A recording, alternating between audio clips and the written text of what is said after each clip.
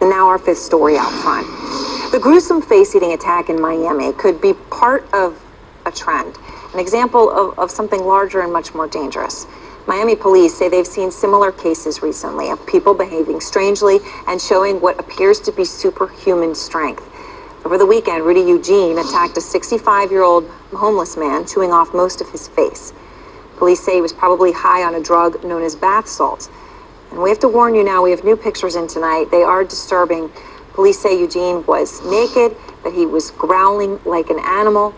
He was shot and killed by police when he refused to stop, but it took multiple shots. That's leading to the descriptions of what seems to be superhuman strength.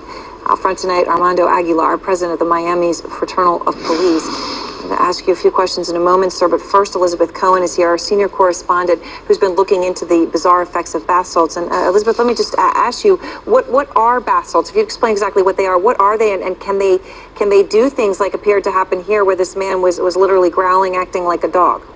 Right, Aaron, first of all, bath salts have absolutely nothing to do with the bath. They are not actual bath salts. It's just a name that they were given, and they're amphetamines. It's often one of many different drugs. These are chemicals that people make, sometimes in their own homes. These are man-made, sort of homemade kind of recipes, and they're sold sometimes in places like gas stations. It actually used to be legal because they were these new chemicals. Now they are illegal. Now, not everyone who uses bath salts is going to have this effect. You know, that's obvious. But it can have this effect for several reasons. It's a stimulant, so it's kind of like meth, for example. It's kind of like ecstasy. And so several things go on. One, people start to hallucinate and become psychotic. And two, sometimes they don't feel pain. So they're not feeling pain even if someone hits them or inflicts anything on them. They don't feel pain. But let's go through sometimes what bath salts can do, because the list is really, it's quite scary for something you can buy in a gas station.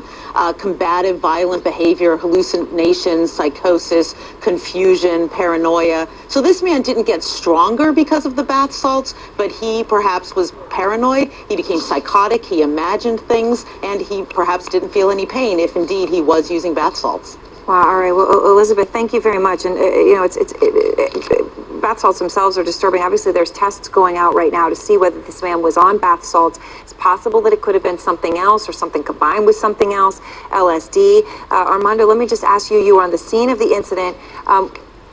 What was your reaction? What did you see? Well, I've been a police officer for 30 years now. This was by far the most gruesome scene that I've ever seen in my life. We've had, as you said before, 2 other instances in where the persons have disrobed themselves and have become very, very violent. In those 2 other cases, they have admitted to taking LSD, and we believe it's being mixed with some sort of other drugs. In this particular case, we won't know until the final toxicology report comes in, but the cases were so similar in nature that they both, all 3 took off their clothes, all 3 became psychotic. All 3 had superhuman strength and felt no pain. And it's very concerning to us because it's not just an act of a crazy person. If there is in fact a drug out there that people are taking that is making them psychotic like this, we're going to see more and more of it. And it's very important that we know how to deal with these individuals. Yeah. And be able to contain them and get them the medical attention they need right away. In this particular case, obviously, we couldn't because it was so dramatic that they had to use deadly force. So, I mean, just a horrible story. When you talk about seeing incidents like this in the past few months, I mean, I know you were talking about one guy who would strip down naked, was attacking multiple people, and it took what was it, 15 police officers to subdue him?